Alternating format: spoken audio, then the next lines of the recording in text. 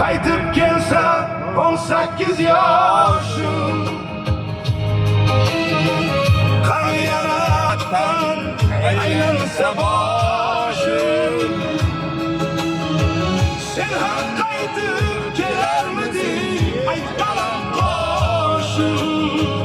Qaytib kelarsan yana yoshligim mening, qaytib kelarsan yana yoshligim.